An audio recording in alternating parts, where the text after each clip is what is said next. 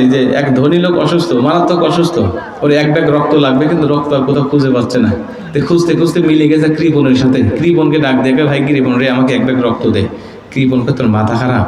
আমি ভাতই ঠিক মতো খাই না, আর আমি তোকে রক্ত দেবো, আমি সেই পেলে আর কয় না, এক ব্যাগ রক্ত না দিলে আমি বাঁচবো না, যে কোনো কায়দায় দিতেই হবে। কৃপণ কোনোভাবেই রাজি হয় নাই, ধনী লোকও ছাড়ে নাই, জোর করে হাসপাতালে গিয়ে নিবে একেবারে 3 ব্যাগ রক্ত নিয়ে নিছে। কৃপণ কামতেছে, আমার সব নিয়ে নিল রে, সব নিয়ে নিল। কেন? সব তো নেই, মাত্র 3 ব্যাগ নিছি। কয় মিয়া, এক ব্যাগ দিলে মানুষ দুর্বল হয়ে যায়, উঠে দাঁড়াতে পারে না, আর আপনি 3 ব্যাগ নিলেন, তাও কোন সব নেই নাই। আমি গরিব মানুষ, কামলা দিয়ে আমার সংসার চলে, একদিন কামলা না দিলে পরের দিন আমার লোক না খেয়ে থাকে, তো আমি কিভাবে এখন কাজকর্ম করব? আমি তো দুর্বল হয়ে গেলাম। ধনী লোক ডাক দেখে, শোন, তোর মতো কৃপণকে আমি কমপক্ষে 2-4 মাস আমি বসায় খাওয়াবো, এরকম সামর্থ্য আল্লাহ আমাকে দিয়েছে। তোকে আমি বলছি তোর কাজকর্ম করতে হবে না। পকেট থেকে ব্যাংকের চেক বের করে 3 লক্ষ টাকার একটা অ্যামাউন্ট বসায় দিয়ে ওর হাতে দিয়ে বসে, যা, তোর রক্ত পেয়ে আমি খুশি, তোকে 3 লক্ষ টাকা হাদিয়ে দিলাম। কৃপণ 3 লক্ষ টাকা হাদিয়ে পেয়ে ডাক দেখে, ভাই আমি আরো 2 ব্যাগ রক্ত দেবো।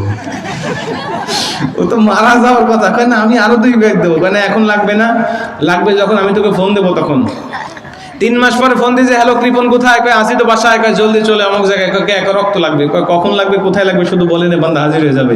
বান্দা হাজির। 2 ব্যাগ রক্ত দিচ্ছে জোর করে, লাগতো 1 ব্যাগ, ও দিচ্ছে 2 ব্যাগ, যে কমপক্ষে 2 লক্ষ টাকা আমাকে দিবে।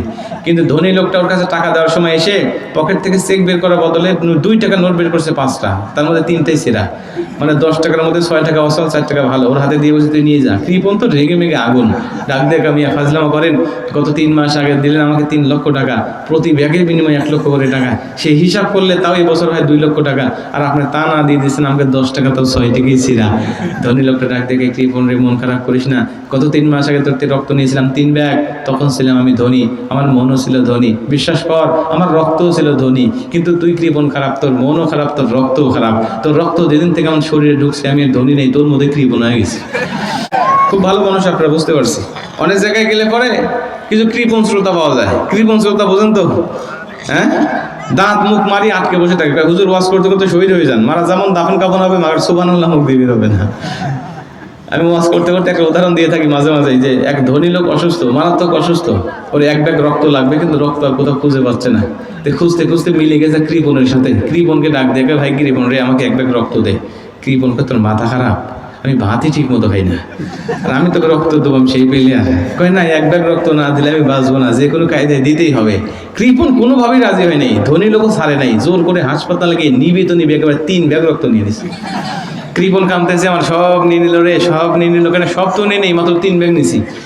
কয় মিয়া, 1 ব্যাগ দিলে মানুষ দুর্বল হয়ে যায়, উঠে দাঁড়াতে পারে না, আর আপনি 3 ব্যাগ নিলেন, তাও কোন সব নেই নাই। আমি গরিব মানুষ, কামলা দিয়ে আমার সংসার চলে, একদিন কামলা না দিলে পরের দিন আমার লোক না খেয়ে থাকে, তো আমি কিভাবে এখন কাজকর্ম করব? আমি তো দুর্বল হয়ে গেলাম। ধনী লোক ডাক দেখে, শোন, তোর মতো কৃপণকে আমি কমপক্ষে 2-4 মাস আমি বসায় খাওয়াবো, এরকম সামর্থ্য আল্লাহ আমাকে দিয়েছে। তোকে আমি বলছি তোর কাজকর্ম করতে হবে না। পকেট থেকে ব্যাংকের চেক বের করে 3 লক্ষ টাকার একটা অ্যামাউন্ট বসায় দিয়ে ওর হাতে দিয়ে বসে, যা, তোর রক্ত পেয়ে আমি খুশি, তোকে 3 লক্ষ টাকা হাদিয়ে দিলাম।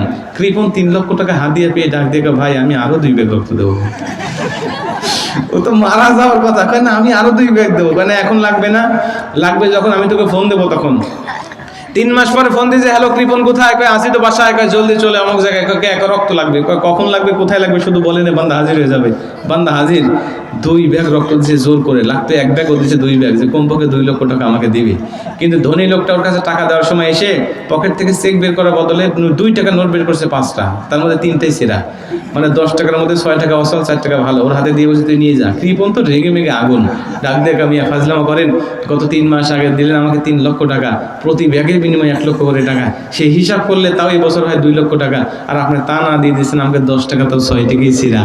ধনী লোকটা ডাক দেখে, কৃপণ রে, মন খারাপ করিস না, গত 3 মাস আগে তোর রক্ত নিয়েছিলাম 3 ব্যাগ, তখন ছিলাম আমি ধনী, আমার মনও ছিল ধনী, বিশ্বাস কর আমার রক্তও ছিল ধনী। কিন্তু তুই কৃপণ খারাপ, তোর মনও খারাপ, তোর রক্তও খারাপ। তোর রক্ত যেদিন থেকে আমার শরীরে ঢুকছে, আমি আর ধনী নেই, তোর মধ্যে কৃপণ হয়ে গেছি।